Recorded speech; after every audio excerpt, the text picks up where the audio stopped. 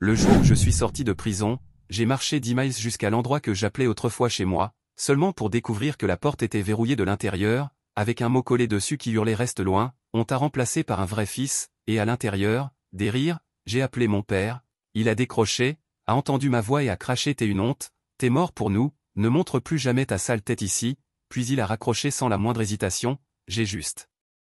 souri et je n'ai pas frappé, j'ai laissé une chose sur le perron, maintenant il n'arrête pas de supplier, s'il te plaît pardonne-nous, on a fait une erreur, tu es toujours notre enfant d'accord, donc ça va sûrement sembler faux, mais je jure que ça ne l'est pas, je ne suis pas du genre à publier ce genre de truc, mais honnêtement j'en suis à ce point, où j'ai un peu envie que les gens voient ce qui se passe vraiment dans des familles comme la mienne, peut-être que c'est juste pour vider mon sac, peut-être que je veux juste que quelqu'un me dise que je ne suis pas fou d'être aussi en colère, je ne sais pas, je suppose que je vais juste balancer ça ici, donc voilà, 28 ans, et je viens juste de sortir après presque 2 années, rien de fou, pas un délire de tueur en série, juste une bagarre de bar qui a complètement dégénéré, mauvais endroit, mauvais moment, et c'est moi qui ai pris le pire, parce que mon père a toujours été le genre pilier de la communauté locale, et moi, je suis en gros le mouton noir de la famille, j'ai toujours pensé que sortir serait bizarre, mais pas comme ça, de toute façon je n'avais personne pour venir me chercher, sans surprise, ma mère avait arrêté d'écrire il y a environ 1 an, ce qui était honnêtement le plus gros indice que quelque chose clochait, j'avais encore l'adresse de la maison ancrée dans la mémoire musculaire, alors je me suis dit que j'allais marcher les 10 miles, ce n'est pas la fin du monde, même si j'avais l'air d'un zombie en arrivant, j'avais une dégaine de Locke, portant ce qu'il m'avait donné, mon petit sac en plastique transparent à la main, zéro dignité, les gens te regardent quand t'as l'air d'être sorti d'un fossé, mais peu importe, il me restait une paire d'écouteurs qui marchaient encore, alors j'ai juste passé mes vieilles playlists en boucle pour me couper du reste, mais le truc bizarre, c'est qu'en arrivant dans mon ancienne rue, j'ai remarqué que la maison avait changé, pas qu'elle était en ruine ou quoi, mais la cour avant était trop propre, comme si quelqu'un avait vraiment taillé les haies, il y avait de nouveaux rideaux à la fenêtre du salon, maman ne s'en était jamais souciée, et mon père encore moins, il y avait une voiture dans l'allée que je ne reconnaissais pas, même pas une belle voiture, juste une vieille berline, mais l'ambiance générale était étrange, comme si quelqu'un d'autre vivait là, maintenant je suppose que j'aurais dû m'y attendre, mais je n'étais pas prêt. J'ai tripoté mes clés, les mêmes depuis le lycée, j'ai essayé la porte et le verrou m'a stoppé net, j'entendais des voix à l'intérieur, des rires, mais pas ceux de ma mère, sûrement pas ceux de mon père, juste des voix, j'ai frappé une fois, puis j'ai vu qu'il y avait quelque chose de scotché à la vitre, un post-it fluo dégueulasse, et je savais que c'était mon père qui l'avait écrit, parce qu'il écrit toujours en majuscule, comme s'il croyait que ça le rendait plus sérieux, ça disait et je cite, « Reste loin, on t'a remplacé par un vrai fils, ouais, pour de vrai, qui fait sa bordel », j'étais juste là, planté comme un con, à me sentir comme le mec le plus débile de la planète, les voix à l'intérieur devenaient plus fortes, comme s'ils m'ignoraient exprès, j'ai frappé plus fort, et là j'ai entendu quelqu'un dire « Laisse tomber, ne réponds pas », c'était clairement mon père, je ne pense pas avoir jamais ressenti une telle rage de toute ma vie, ce n'était même pas de la tristesse, juste une froide colère du genre « Tu es sérieux là », j'ai entendu quelqu'un d'autre rire, un rire d'homme, mais pas de quelqu'un que je connaissais, je ne voulais même pas voir leur visage à ce moment-là, j'ai sorti mon téléphone, où est un vieux machin de prison donc une brique, et j'ai appelé la maison, je ne savais même pas s'ils avaient gardé le numéro, mais bon après 2 sonneries, mon père a décroché, il n'a pas dit bonjour, juste qu'est-ce que tu veux, comme si je n'avais jamais existé, je lui ai dit que c'était moi, il y a eu un silence, puis il a juste dit tu es une honte, tu es mort pour nous, ne montre plus jamais ta face, et il a raccroché, sans hésiter, sans un je suis désolé, rien, je suis resté là, je suppose que je m'y attendais, mais pas comme ça, il avait l'air de vouloir me cracher dessus, je pouvais sentir mon poing se serrer sans même y penser, j'avais envie de briser cette foutue vitre, j'avais envie de hurler, mais je ne l'ai pas fait, j'ai juste regardé encore ce foutu mot, et j'ai commencé à rire, pas parce que c'était drôle, mais parce que c'était tellement pathétique, genre qui remplace son propre gamin et le met par écrit, j'ai reculé, j'ai regardé autour, et j'ai réalisé que la voisine d'en face me matait derrière ses stores, classique, puis j'ai entendu un bruit sourd à l'intérieur, comme si quelqu'un avait bousculé une chaise ou un truc, les rires se sont arrêtés, j'ai entendu ma mère dire quelque chose, mais je n'ai pas compris, je suis resté là 1 minute de plus, sans savoir ce que je foutais, puis j'ai sorti mon vieux trousseau et j'ai retiré la clé de la maison, je l'ai posée là sur le perron, juste au-dessus du mot, et je suis parti, je n'ai pas claqué la porte ni rien, parce que je ne suis jamais entré, j'ai juste laissé ma clé parce qu'honnêtement, à quoi bon, ils ont été clairs, j'ai entendu quelqu'un à l'intérieur dire il part enfin, et une porte a claqué, j'ai descendu la rue sans me retourner, j'étais en colère mais pas triste, même pas gêné, juste fini, à quelques pâtés de maison, j'ai regardé mon téléphone, j'avais genre 3 appels manqués d'un numéro inconnu, j'imagine que les nouvelles vont vite dans ce quartier, puis j'ai reçu un message de Marco, un gars avec qui j'ai plus ou moins grandi, pas vraiment un pote proche, mais le seul qui ne m'a jamais traité comme une merde quand je faisais des conneries. Il a dit yo, je t'ai vu dehors, ça va? J'ai juste répondu ça dépend ce que tu veux dire par ça va.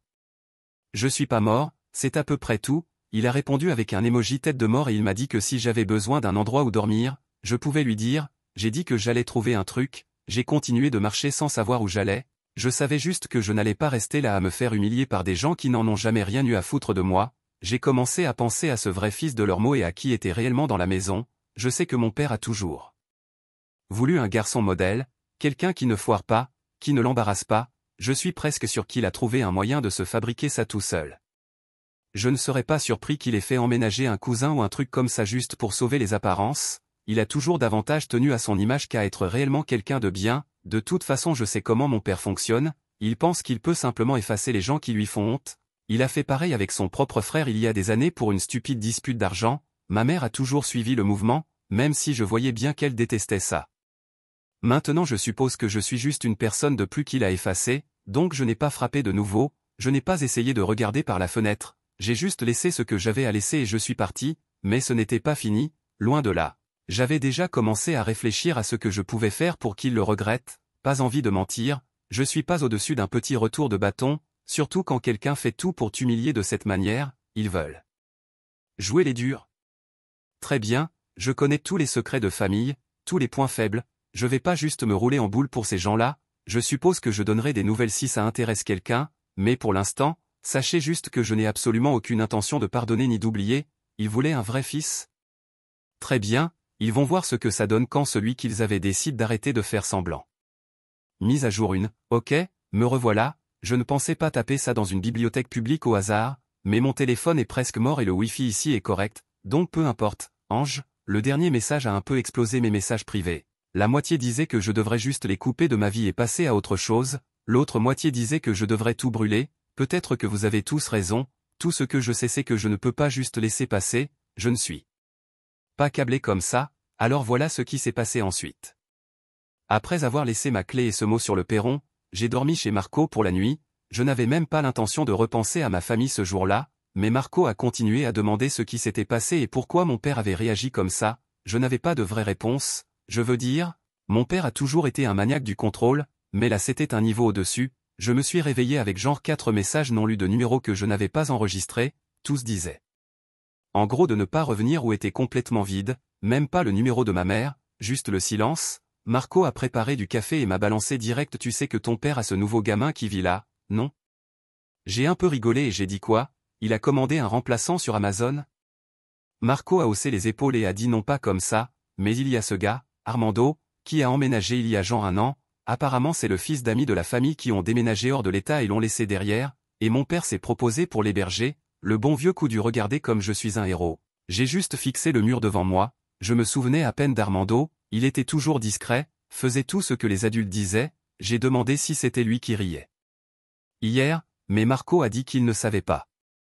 Et là où ça devient bizarre, c'est qu'apparemment mon père raconte à tout le monde que je suis parti pour de bon, et qu'Armando est genre le nouveau garçon modèle. Il dit aux gens qu'Armando est respectueux, qu'il aide à la maison, qu'il ne fait jamais d'histoire et qu'il ne gêne pas la famille, du pur style mon père, toujours plus soucieux de ce que pensent les voisins que de ce que vit son propre fils. Je suppose que le fait que j'ai été en prison a suffi à ce qu'il me remplace et fasse comme si je n'avais jamais existé. Marco m'a dit qu'il avait entendu mon père au magasin, en train de me descendre en flèche, disant que j'étais une cause perdue et qu'il avait de la chance d'avoir une seconde chance, comme si j'étais un vieux téléphone qu'on remplace par un nouveau modèle. J'ai demandé si ma mère avait jamais dit quoi que ce soit, il a juste haussé les épaules, elle ne sort presque plus, ne va plus au truc d'église, ne participe pas au groupe de quartier, rien, je ne lui en veux pas de se cacher, mais c'est quand même biaisé franchement. Plus Marco parlait, plus je me mettais en rogne, j'ai commencé à penser à toutes les conneries qui énervaient mon père, genre une fois j'ai oublié de tondre la pelouse et il a agi comme si j'avais foutu le feu à la maison, il claquait la porte du garage, hurlait à propos de respect et de discipline, mais jamais une fois il ne demandait ce qui se passait réellement, il ne m'a jamais frappé ni rien, mais il balançait des trucs juste pour faire passer son message, il devait toujours gagner, peu importe le prix, la vraie raison pour laquelle il me déteste, c'est simple en fait, il ne supporte pas de paraître ridicule, chaque fois que je foirais, que j'avais une mauvaise note, que je perdais un boulot, peu importe, c'était toujours une question de comment ça le faisait paraître. La bagarre au bar, c'était juste la goutte d'eau, il s'est pointé au commissariat, n'a même pas demandé si j'étais blessé, il a juste hurlé que j'avais ruiné sa réputation, il a dit aux flics que je n'étais pas son fils, je suppose que ça a suffi. Donc ouais, Armando c'était la solution parfaite pour mon père, pas son sang donc s'il déconne, pas grave, et s'il est parfait, mon père peut se vanter d'avoir sauvé quelqu'un, victoire facile, je comprends pourquoi Armando a accepté aussi, il avait besoin d'un toit, mon père avait besoin d'un décor, et personne ne se souciait de ce que moi je voulais. Après avoir entendu tout ça, j'ai commencé à réfléchir à ce que je pouvais réellement faire, pas juste des conneries passives genre bloquées. Leur numéro ou déménager, je voulais qu'ils le sentent passer, j'ai commencé à dresser une liste mentale de tout ce que je savais sur ma famille que personne d'autre ne savait, genre le fait que mon père est super en retard sur les impôts fonciers ou qu'il cache de l'argent à ma mère depuis des années dans ses comptes plan B ridicules. C'est moi qui avais mis en place une bonne partie de leurs trucs en ligne avant d'aller en prison et je connaissais tous les mots de passe, j'ai pas l'intention de faire quelque chose d'illégal, mais c'est clair que je vais pas continuer à leur faciliter la vie. Plus tard ce jour-là, je suis repassé devant la maison juste pour voir si ma clé y était encore, elle avait disparu, mais le mot était froissé à côté de la porte, j'ai vu Armando à travers la fenêtre, juste assis à la table de la cuisine en train de regarder son téléphone, il a levé les yeux, m'a vu, et s'est levé direct pour fermer les stores, il n'a même pas dit un mot, je suppose qu'il fait juste ce que mon père lui dit de faire, mais quand même, ça fait mal, j'ai frappé une fois, personne n'a répondu, j'ai commencé à partir mais la porte s'est entr'ouverte, mon père était là, pas même en train d'essayer de cacher sa colère, il a dit que je devais partir, que je foutais le bordel et que je n'étais pas le bienvenu, je lui ai dit que je voulais juste parler à ma mère, il a dit qu'elle ne voulait pas me voir, mais je pouvais entendre sa voix en arrière-plan, j'ai dit je ne suis pas là pour me battre, mais je vais pas juste disparaître parce que t'as décidé de me remplacer, il est sorti, m'a poussé en bas du perron et a dit que si je revenais il appellerait les flics, j'ai repoussé sa main et je lui ai dit vas-y, appelle-les, il a claqué la porte, honnêtement je m'en fous maintenant si j'ai l'air du connard ici, je vais pas le laisser agir comme si rien de tout ça ne s'était passé, j'ai envoyé un message à Marco après et je lui ai dit que j'en avais fini avec les politesses, il a répondu FR. Tu devrais leur faire regretter, j'ai répondu regarde-moi bien, alors voilà ce que j'ai commencé à faire, je me suis connecté à tous les comptes en ligne que j'avais configurés pour la maison, je n'ai rien supprimé, mais j'ai fait en sorte que seul moi puisse réinitialiser le Wi-Fi et tous les trucs de maison connectés, ouais c'est mesquin mais ce n'est que le début, je sais aussi exactement quand les impôts fonciers sont dus, et il se peut que j'ai envoyé un petit message anonyme à quelqu'un de bien placé pour lui dire que la facture était en retard, rien d'illégal, juste de quoi faire en sorte que certaines choses leur retombent dessus, j'ai appelé ma tante Vera, la seule dans la famille qui a toujours su dénoncer les conneries de mon père, je lui ai tout raconté, elle était furieuse, pas contre moi mais contre lui, elle a dit qu'elle parlerait à ma mère, qu'elle verrait ce qui se passait vraiment, je n'attends pas grand-chose, mais au moins maintenant la famille connaît ma version, je ne sais pas ce qui va se passer ensuite, mais je n'en ai pas fini, j'en ai marre d'être celui qui doit juste tourner la page pendant que les autres font semblant d'être les victimes, je ne dis pas que je suis parfait, mais j'en ai fini d'être le bouc émissaire, si tu lis ça et que tu penses que je devrais juste lâcher l'affaire, t'as probablement raison, mais ce n'est pas moi, je ne cherche pas à guérir ou je ne sais quoi, je vais m'assurer que mon père ressente chaque fragment du chaos qu'il a causé, il voulait un remplaçant ? Très bien, voyons combien de temps il tient quand tout commence à s'effondrer, je ne suis pas là pour avoir de la pitié, juste pour que les gens sachent que ce n'est pas toujours un drame de série télé, parfois c'est juste moche, mesquin, et réel à 100%, je donnerai d'autres nouvelles quand tout commencera réellement à se casser la gueule chez lui, crois-moi, ça arrive. Mise à jour 2, donc, je me suis dit que j'allais donner des nouvelles parce que les choses ont réellement commencé à bouger, et honnêtement c'est un peu fou de voir tout ça se déliter en temps réel, je ne vais pas mentir, je pensais peut-être que je dramatisais, mais non, l'univers a décidé de servir un gros plat de bordel, si t'as lu le dernier message, tu sais que mon père m'a viré et m'a remplacé par Armando, le fils modèle, et ouais, j'avais dit que je le ferais regretter, alors voilà. Comment ça commence? Premier truc bizarre, je marchais devant la maison genre 2 jours après avoir trafiqué le Wi-Fi et le reste des trucs connectés, pas illégal, c'est moi qui avais tout mis en place et payé avant de partir, et j'ai vu Armando debout dans l'entrée, tenant le routeur comme s'il allait pleurer, mon père était dehors en train de lui hurler dessus sans même essayer de baisser la voix, c'était le classique t'es même pas foutu de réussir ce truc-là, je me suis contenté de marcher. Je ne me suis même pas senti mal, pour être honnête, puis j'ai commencé à recevoir des appels bizarres de numéros que je ne connaissais pas juste la famille, mais aussi des gens du quartier, l'un d'eux, c'était Madame Lewis d'en face, celle qui me donnait des bonbons à Halloween quand j'étais petit. Elle m'a dit ton père agit bizarrement, tout va bien là-bas? Je lui ai juste dit que je n'habitais plus là, elle avait l'air surprise, je pouvais sentir qu'elle voulait des ragots, mais je ne lui ai rien donné, c'est quand même marrant de voir à quelle vitesse les gens remarquent quand tout n'est plus parfait en apparence chez mon père. Marco n'arrêtait pas de m'envoyer des mises à jour, apparemment mon père était en train de péter un câble parce que le paiement automatique des factures en ligne ne fonctionnait plus et l'eau a été coupée pendant une demi-journée, encore une fois, j'ai rien fait sauf retirer mon nom du compte, et comme il n'a jamais pris la peine de comprendre quoi que ce soit, il était juste coincé. Marco a dit qu'Armando avait essayé de réparer mais qu'il avait fini par appeler ma tante Vera, complètement paniquée, Vera a appelé mon père, et ils se sont engueulés au téléphone, elle lui a dit qu'elle savait tout maintenant et qu'elle ne couvrirait plus ses conneries, il lui a raccroché au nez, puis elle m'a appelé juste pour prendre de mes nouvelles et je lui ai dit franchement que je ne regrettais rien, elle m'a répondu qu'elle ne me blâmait pas. Le truc le plus dingue, c'est que ma mère a essayé de m'envoyer un message, pour la première fois en plus d'1 an, elle a juste écrit on peut parler? Je l'ai ignoré, pas par vengeance, mais parce que je n'ai pas envie d'être encore une fois le sac de frappe émotionnel, je ne suis pas là pour réparer leurs dégâts, d'après Marco, elle parle à peine à mon père maintenant, et elle l'a engueulé devant Armando hier soir, apparemment elle a frappé si fort sur la table de la cuisine qu'Armando a sursauté, mon père a claqué la porte de derrière et est sorti en furie, je ne sais même pas de quoi ils se disputent encore, mais c'est probablement pas à cause de moi, ils ne se disputent pas à propos des gens, juste à propos de qui a raison. Les dominos ont vraiment commencé à tomber quand j'ai reçu un appel de ce gars jaune, un pote de mon père des parties de cartes, il m'a carrément demandé si je venais à la réunion de famille la semaine prochaine, j'ai répondu non, je n'ai pas été invité, il est resté silencieux un moment puis il a dit désolé mec, j'ai entendu que c'était tendu chez vous, donc ouais, les rumeurs circulent, puis Vera m'a rappelé et m'a dit que mon père avait essayé de lui emprunter de l'argent, elle a dit non, il s'est énervé et s'est mis à lui crier dessus, alors elle lui a raccroché au nez. Vera n'a jamais toléré ces conneries, je suppose que mon père pensait pouvoir simplement tout arranger en faisant semblant que rien ne s'était passé, mais maintenant il est à court d'options. Je sais avec certitude qu'il a commencé à puiser dans le fric de secours dont j'ai parlé, et ça, c'est presque fini, le meilleur dans tout ça? Armando m'a envoyé un message sur Instagram, ce qui m'a surpris vu que je n'ai même pas ouvert cette appli depuis des mois, il m'a juste demandé s'il y avait moyen de réparer le Wi-Fi de la maison parce qu'il en a besoin pour les cours et que ça fait plusieurs jours que c'est en panne. Je l'ai laissé en vue. Je vais pas mentir, une partie de moi s'est senti un peu mal, mais ensuite je me suis souvenu de la rapidité avec laquelle il avait tiré les rideaux quand il m'a vu et j'ai juste laissé tomber.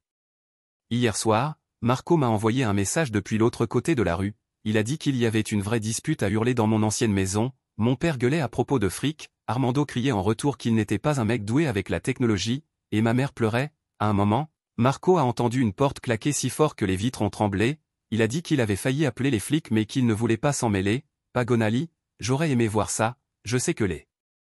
gens vont sûrement penser que je devrais culpabiliser, mais honnêtement, je me sens juste légitime, voilà ce qui arrive quand on traite les gens comme de la merde en croyant qu'on peut simplement les remplacer, mon père voulait une vie parfaite, une belle photo pour les voisins, un vrai fils, et bien maintenant il a de vrais problèmes à gérer. Je n'ai enfreint aucune loi, je n'ai rien fait qui n'était pas déjà ma responsabilité avant de partir, je fais juste plus le ménage à sa place, et je n'ai même pas encore terminé, je pense sérieusement à m'assurer que tout ce qu'il a caché à ma mère ressorte, pas d'une manière qui me mette dans la merde, juste assez pour qu'elle voie enfin qui il est vraiment, je sais exactement où il garde ses vieux reçus et ses notes, et je ne suis pas contre l'idée d'en envoyer quelques-uns à Vera s'il le faut, la famille est divisée, Vera est de mon côté, ma mère est quelque part au milieu, Armando essaie juste de survivre, et mon père. Il est enfin en train de recevoir ce qu'il mérite, honnêtement, regardez tout ça se dérouler, je ne sais pas comment ça va se finir, mais je n'arrête pas tant qu'ils ne sauront pas ce que ça fait d'être laissé dehors dans le froid, pas tant que mon père n'aura pas compris qu'on ne peut pas juste effacer les gens et s'attendre à ce que personne ne le remarque. Je donnerai une dernière mise à jour quand tout explosera vraiment, et quelque chose me dit que c'est pour bientôt. Dernière mise à jour, donc j'étais en train de marcher à nouveau devant l'ancienne maison la semaine dernière, juste par ennui et pour être honnête, elle avait l'air bien pire que ce à quoi je m'attendais, pas juste un peu négligée, mais vraiment laissée à l'abandon, herbe haute jusqu'aux genoux, sac de poubelle sur le côté, rideau tordu. Pendant un instant je me suis demandé s'ils avaient déjà déménagé, mais j'ai vu la voiture de mon père dans l'allée, sauf qu'elle était garée de travers. Comme s'il avait abandonné au milieu, un petit détail bizarre mais qui m'est resté en tête, il ne laissait jamais rien paraître en désordre, même pas la boîte aux lettres. J'ai baissé la tête, capuche relevée, mais j'entendais des cris venant de la fenêtre ouverte de la cuisine, ce n'était pas une dispute, plus une sorte de désespoir, tu vois, je n'avais même pas prévu d'être là, mais c'était comme si je ne pouvais pas détourner le regard. J'ai vu Armando à travers la fenêtre latérale, il tournait en rond avec son téléphone à la main, l'air paumé. Honnêtement, j'ai presque eu de la peine pour lui une seconde, mais je me suis souvenu à quelle vitesse il m'avait fermé les volets au nez. Alors voici ce qui s'est réellement passé après tout le bazar d'avant. J'ai décidé que s'ils voulaient me traiter comme si j'étais jetable, alors j'allais leur montrer ce que ça fait de perdre la seule personne qui faisait tourner toute leur vie, plus de réparation de leurs conneries, plus de couverture des bourdes de papa, plus de dissimulation des relevés de cartes de crédit de maman, plus de coups de fil pour les sortir d'affaires avec la famille élargie. J'ai juste laissé les choses se faire, et crois-moi, ça n'a pas pris longtemps pour que les fissures apparaissent. La goutte d'eau, ça a été quand ma tante Vera m'a appelé pour dire que mon père avait encore essayé de lui emprunter de l'argent, et quand elle a dit non, il lui a sorti qu'elle choisissait son camp. Elle a rigolé et lui a raccroché au nez, puis elle m'a envoyé un message texto: « Ton père panique, tu l'as brisé, Ange ?» Ça m'a fait du bien de l'entendre. Ensuite, j'ai joué mon dernier coup, celui que je gardais sous le coude. Tu te souviens quand j'ai dit que j'avais laissé quelque chose sur le perron? Ce n'était pas juste la clé, j'avais imprimé une liste de tout ce que j'avais fait pour eux, facture d'entretien, identifiant de compte, même la façon dont j'avais configuré le calendrier familial pour que maman ne rate jamais ses rendez-vous. J'avais mis un mot au bas de la page qui disait un truc du genre « J'espère que ton vrai fils saura gérer ça ». Je l'ai glissé dans une enveloppe avec une copie de certains reçus que j'avais trouvés dans le grenier il y a des mois, des trucs que mon père avait cachés à ma mère, comme des retraits d'espèces ou un prêt dont elle n'avait aucune idée, rien d'illégal, juste la réalité. Après ça, tout a dégénéré. Vera m'a dit que ma mère avait trouvé l'enveloppe et qu'elle avait pété les plombs. Elle a giflé mon père, une première, et s'est enfermée dans la chambre. Mon père a essayé de parler à Armando, mais Armando est simplement parti en claquant la porte. Le groupe de discussion familiale a explosé, les gens ont commencé à prendre parti et pour une fois ce n'était pas juste moi qui me faisais démonter. Le vrai coup de théâtre, c'est que mon père a commencé à m'appeler non. Stop, pas seulement lui, ma mère aussi, appels, messages vocaux, longs textos, des trucs du genre s'il te plaît, on a fait une erreur, on peut parler, on a besoin de toi, des paragraphes entiers sur le fait qu'ils avaient agi par peur, qu'ils ne savaient pas quoi faire d'autre. Même Armando m'a envoyé un message d'excuse pour sa part, disant qu'il n'avait jamais voulu prendre ma place. Je n'ai répondu à aucun d'eux, pas par vengeance, mais parce que je ne leur dois plus rien à ce stade. Mon père est même allé jusqu'à se pointer chez Marco, a essayé de forcer l'entrée. Marco l'a littéralement repoussé dehors et lui a dit de partir. Mon père a tenté de gueuler à propos de la famille, de la loyauté. Marco a juste rigolé et lui a claqué la porte au nez. Donc maintenant toute la famille élargie sait tout. Vera a raconté à tout le monde l'histoire de l'argent, comment mon père avait essayé de m'effacer, le mot du vrai fils sur la porte. Plus personne ne fait semblant, ma mère trouve toujours des excuses pour passer devant l'endroit où j'ai laissé l'enveloppe, comme si elle pensait que je serais là ou un truc du genre. Je continue juste mon chemin, je la vois parfois marcher dans la rue, tête baissée. Elle m'a encore envoyé un message ce matin: « Tu es toujours notre enfant, s'il te plaît parlons. » Voilà le truc, je vais bien, je ne vais pas les aider, je ne vais pas réparer leurs dégâts, je ne leur pardonne pas et je n'ai pas besoin de le faire. J'ai fait ce que j'avais à faire, ils ont eu ce qu'ils voulaient, et maintenant ils voient ce que ça coûte. La vraie vie ce n'est pas une histoire de grande réconciliation dramatique. Parfois les gens brûlent le pont et continuent leur route. Alors ouais, si tu t'es déjà demandé si les gens regrettent vraiment de t'avoir traité comme de la merde.